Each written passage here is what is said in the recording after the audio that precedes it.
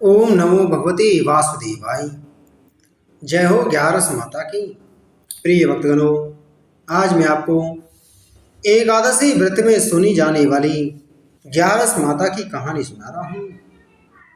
बहुत समय पहले एक गांव में धनिया नाम का एक गरीब किसान रहता था। वह सुबह से शाम तक खेतों में मेहनत करता, परंतु अनाज इतना भी नहीं होता था कि परिवार का पेट भर सके। धनिया का मन अक्सर दुखी हो जाता। वह सोचता, भगवान ने मुझे इतना दुख क्यों दिया? क्या मेरी भक्ति में कमी है? एक दिन गांव में एक विद्वान संत आए। संत धर्म और भक्ति का उपदेश दे रही थी। किसान भी वहां बैठा सुनने लगा। संत ने कहा, हे भक्तों, जो कोई अजा एकादशी का व्रत करता है और ग्यारस माता की पूजा करता है, उसके सारे दुख मिट जाते हैं।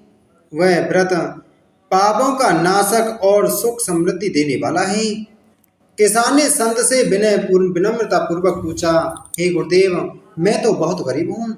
मेरे पास ना पूजा का सामान है, ना धन है। मैं यह व्रत कैसे कर सकता हूँ? संत मुस्कुराए और बोले, बेटा, व्रत में महत्व वस्त्र, सोना या भोग का नहीं है। महत्व है सच्चे मन का। तो केवल पूरे दिन उपवास कर, ग्यारस माता और श्री हरि विष्णु का ध्यान कर, रात भर नाम जप कर और मन में कथा सुन। यही तेरी पूजा है। संत की वाणी सुनकर किसान के हृदय में नया प्रकाश हुआ। जब अजा एकादशी आई तो किसान ने श्रद्धा से व्रत किया। उसने दिन भर जल और अन्न का त्याग किया। खेत के एक कोने में मिट्टी का छोटा दीप जलाया और ग्यारस माता का स्मरण करते हुए हरि नाम का जाप करने लगा। रात्रि में जब वह जागरण कर रहा था, तभी उसे ऐसा लगा जैसे ग्यारस माता स्वयं उसके घर में प्रकट हो गई हूँ। माता ने आशीर्वाद देते हुए कहा, बेटा, तूने सच्चे मन से मेरा व्रत किया है, इसलिए तेरे घर में अब कभी अन्न की कमी नहीं होगी। अगले ही दिन से उसके खेतों में अनाज की भरपूर पैदावार होने लगी। जहाँ पहले सूखा पड़ा रहता था, वहाँ हरी हरी फसल लहलाने लगी। गांव वाले देखकर हैरान हो गए और बोले, यह सब ग्यारस माता और अजा एकादशी के व्रत का फल है। बहुत समय पहले एक गांव में गोपाल नामक युवक रहता था। वह अत्यंत निर्धन था। उसके घर में अक्सर अन्न का अभाव रहता, लेकिन उसका हृदय भगवान विष्णु के नाम से भरा रहता। गांव वाले उसका उपहास उड़ाते, तेरे पास ना कपड़ा है, ना धन, तू भगवान को क्या देगा? लेकिन गोपाल मुस्कुराकर कहता, मेरा हृदय ही मेरी सबसे बड़ी भेंट है। जब भाद्रपद मास आया, गांव में सब लोग अजा एकादशी का व्रत करने लगे। गोपाल ने भी संकल्प लिया, मैं भी ग्यारस माता का व्रत करूंगा। उस दिन उसके घर में कुछ भी खाने को ना था। दीप जलाने को तेल तक नहीं था। उसकी माँ रोते हुए बोली, बेटा, तू इतना कमजोर है, खाली पेट उपवास मत कर। लेकिन गोपाल बोला, माँ, यही तो सच्ची भक्ति है। मैं अपना मन और प्रेम ग्यारस माता को अर्पित करूंगा। गोपाल ने पूरे दिन उपवास किया, केवल जल ग्रहण किया और खेत के किनारे बैठकर भगवान विष्णु का नाम जपता रहा। जब रात आई, सब लोग सो गए, लेकिन गोपाल जाकर ओम नमो भगवते वासुदेवाय, ओम नमो भगवते वासुदेवाय का जप करता रहा। तभी अचानक उसके सामने एक दिव्य ज्योति प्रकट हुई। उस ज्योति से ग्यारस माता स्वयं प्रकट हुई। उनके मुख पर मधुर मुस्कान थी और चारों ओर तेज फैला हुआ था। माता ने कहा, बेटा गोपाल, तेरे पास धन नहीं था, पर तूने सच्चे मन से मेरा व्रत किया। तेरा प्रेम ही मेरे लिए सबसे बड़ा दीपक है। उन्होंने गोपाल के सिर पर हाथ रखा।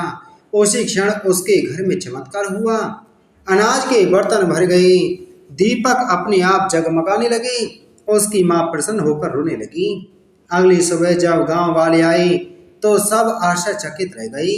उन्होंने पूछा, गोपाल, यह सब कैसे हुआ? गोपाल ने नम्रता से कहा, यह सब ग्यारस माता और अजा एकादशी की महिमा है। धन नहीं, भक्ति ही सबसे बड़ा खजाना है। गोविंद बोला, ग्यारस माता धन नहीं चाहती, वह सिर्फ सच्चा प्रेम चाहती हैं। निर्धन या धनी कोई भी सच्चे मन से व्रत करे तो माता प्रसन्न हो जाती हैं। अजा एकादशी का व्रत जीवन से अंधकार मिटाकर प्रकाश भर देता है।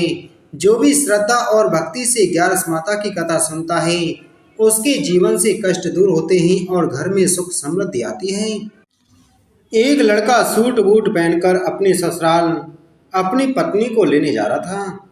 रास्ते में एक गाय कीचड़ में फंसी हुई थी।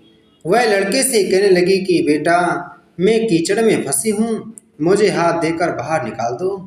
वह कहने लगा कि नहीं नहीं, यदि मैं कीचड़ में हाथ डालूंगा तो मेरे कपड़े गंदे हो जाएंगे, मुझे तो अपनी पत्नी को लेने ससुराल जाना है। वह गाय क्रोधित होकर श्राप देती है, अच्छा तुम ससुराल जाओ, तुम वहाँ पर नहाओगे तो आधा गधा और खाना खाओगे तो पूरा गधा बन जाओगी। वह ससुराल पहुँच गया और उसके साले कहते हैं कि जीजा जी आप नहा धोकर खाना खा लो। तब वह कहता है कि मैं नहीं नहाऊंगा। तब साले कहते हैं कि कोई बात नहीं, आप खाना खा लो। तब वह कहता है कि मैं खाना भी नहीं खाऊंगा और वह खाने से भी इनकार कर देता है। सब परेशान हो जाते हैं कि जीजा ऐसा क्यों कह रहे हैं, ना तो नहा रहे हैं और ना ही खा रहे हैं। तब उसकी पत्नी कहती है कि आप क्यों नहीं नहाते या खाते हो। तब वह लड़का गाय की बात अपनी पत्नी से बताता है और कहता है कि मुझे गाय ने श्राप दिया है कि मैं नहाऊंगा तो आधा गधा व खाऊंगा तो पूरा गधा बन जाऊंगा। तब पत्नी कहती है कि कोई बात नहीं, आप नहा लीजिए व कुछ खा लीजिए, मैं वचन देती हूँ कि मैं आपका साथ दूंगी। तब वह लड़का अपनी पत्नी की बात सुनकर नहाने के लिए तैयार हो जाता है और खाने बैठता है तो पूरा गधा बन जाता है।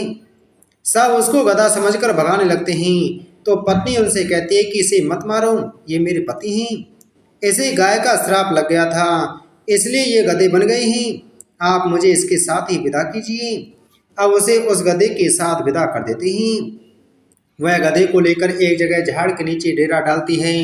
दिन भर मेहनत मजदूरी करती है और 12 आने गधे पर खर्च करती है और 4 आने खुद पर खर्च करती है और बोझ गधे पर न डालकर खुद ढोती है। इस प्रकार वह रोज करती है तो रानी महलों की खिड़की में से रोज यह नज़ारा दिखती है कि ऐसा इसे कौन सा दुख है, यह ऐसा क्यों करती है।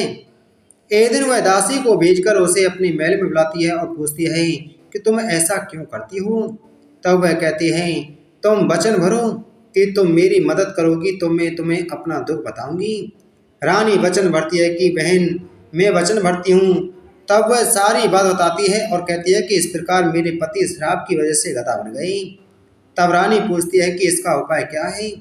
तब वह बताती है यदि किसी ने 24 एकादशी 24 ग्यारस माता की व्रत किए हों और वह संकल्प करके इसे 24 ग्यारस दें तो मेरे पति पहले की तरह ठीक हो जाएंगे। तब राज्य में ऐलान किया जाता है कि 24 ग्यारस जिसने भी की हों वह राज दरबार में आए। तब एक बुढ़िया को लाया जाता है। जैसे बुढ़िया संकल्प करके ग्यारस देती हुई नहाती है, उसके नहाने का पानी उस गधे पर गिरता है, वैसे वैसे वह गधा लड़के के रूप में आता है। बुढ़िया लालच करके एक ग्यारस रख लेती है तो उसका एक कान गधे का रह जाता है। सब कहते हैं कि यह क्या हुआ। तब बुढ़िया कहती है कि मैं भूखी प्यासी मरी तो मेरे पास भी तो एक ग्यारस रहने दो। तब सब कहते हैं कि नहीं, तुमने संकल्प किया है तो सारी ग्यारस इस लड़के को दे दो, वरना यह पूरी तरह लड़का नहीं बन पाएगा।